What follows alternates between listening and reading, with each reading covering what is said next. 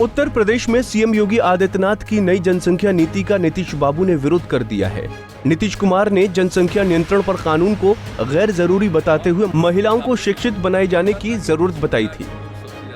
एक बात हम आपको बहुत साफ साफ कहें, जो राज्य जो करना चाहे अपना करे, लेकिन हमारा बहुत साफ साफ ओपिनियन, जनसंख्या नियंत्रण के लिए अगर आप सिर्फ कानून बना करके कोई उसका उपाय करेंगे, ये सभी ठीक से संभव नहीं है।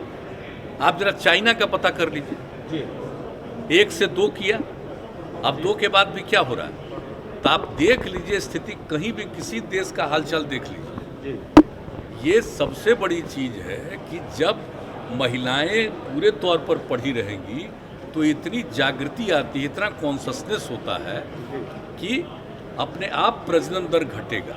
और आप तो जान रहे हैं, शुरू से हम लोग इसके लिए काम कर रहे थे, और उसी में जो आपने कहा, जो इतना ज़्यादा इस पर रिसर्च हुआ, सर्वे किया गया, देखा गया कि जब पति पत्नी में पत्नी मैट्रिक पास है तो देश भर का एवरेज प्रजनन दर 2 था, और बिहार में भी वही किया गया तो पता चला 2 ही है।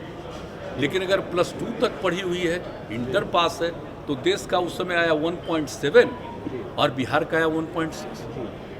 तो उसी समय तो यूरेका की भावना आई ना, हमको लगा कि भाई इतनी बड़ी चीज़ है, ये तो प्रजनन दर को कम करने के लिए, और बिहार में कितना ज़्यादा है आप जानते हैं। तो देखिए, इससे काम शुरू करते करते घटते 4 के ऊपर था, अब उससे घटते 3 के पास पहुंच गया। लेकिन ये पूरे तौर पर होगा तो हमको पूरा भरोसा है कि 40 तक,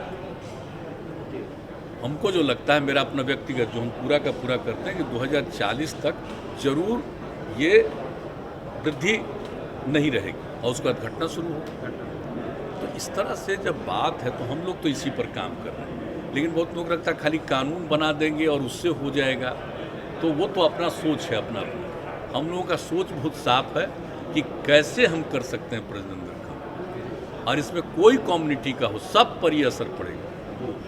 जब महिलाएं बिल्कुल पढ़ी लिखी होंगी तो आप देख लीजिए, कोई कम्युनिटी का हो तो आप पता कर लीजिए, तो इसमें होगा। और इक्का दुक्का तो होता ही न है, कभी कभी तो आप देखें कि पढ़े लिखे लोग भी बहुत पैदा किए हैं, क्या बात। तो इस तरह से तो कई लोग होते हैं, तो वो तो एक अलग बात है। ये तो नहीं मान करके चलिएगा कि हम तो कोई कानून के बहुत पक्ष में नहीं है, तो कुछ तो कर सकता है। लेकिन मैक्सिमम आज ये नहीं कोई कह सकता, दावा कर सकता कि हर परिवार में जो हम बोल रहे हैं कि प्रजनन दर, ओवरऑल प्रजनन दर घटेगा, लेकिन ये दावा हम नहीं कर सकते कि हर एक परिवार में कम ही कर लेगा। लेकिन कुल मिला करके ज़्यादा से ज़्यादा में कम, तो कुल मिलाकर के प्रजनन दर घटेगा।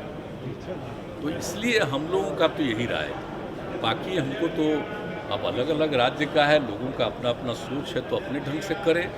लेकिन हमको जो लगता है कि इससे कितना इफेक्टिव हो रहा है, मैंने मैक्सिमम न बिहार का था प्रजनन दर, तो कितना घटा है और कितना तेजी से घट रहा है, ये साधारण बात नहीं, बहुत अच्छी बात है। वहीं उप मुख्यमंत्री रेणु देवी ने नीतीश कुमार के बयान पर अपनी राय रखी है। रेणु देवी ने कहा कि जनसंख्या नियंत्रण के लिए पुरुषों को भी आगे आना होगा। उन्होंने कहा कि बिहार की जनसंख्या काफी अधिक है, इसलिए जनसंख्या नियंत्रण पर काम करना जरूरी है। जनसंख्या नियंत्रण के लिए हम दोनों को पढ़ना लिखना जरूरी है। महिला को भी पढ़ना है और पुरुष को भी पढ़ना चाहिए, जिससे उन्हें जानकारी हो सके कि हम आगे क्या कर सकते हैं।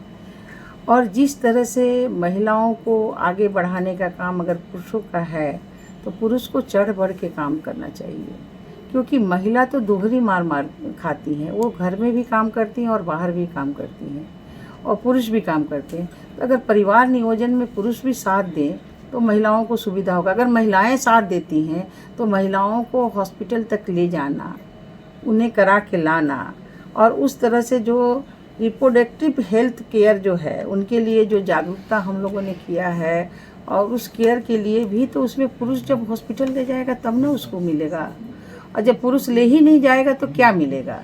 इसलिए हम सभी लोगों को एक तो पढ़ना ज़रूरी है, दूसरा है कि हम जनसंख्या नियंत्रण नहीं रखेंगे तो हम कुपोषण के शिकार होते जाएंगे। बिहार में ऐसे ही जनसंख्या हमारी काफ़ी बढ़ी हुई है। वहीं रेणु देवी ने बिहार में महिलाओं की शिक्षा और सशक्तिकरण के लिए सीएम नीतीश कुमार के प्रयास की जमकर तारीफ भी की है। रेणु देवी ने बेटियों की सशक्तिकरण के लिए प्रधानमंत्री नरेंद्र मोदी की पॉलिसी की तारीफ की है।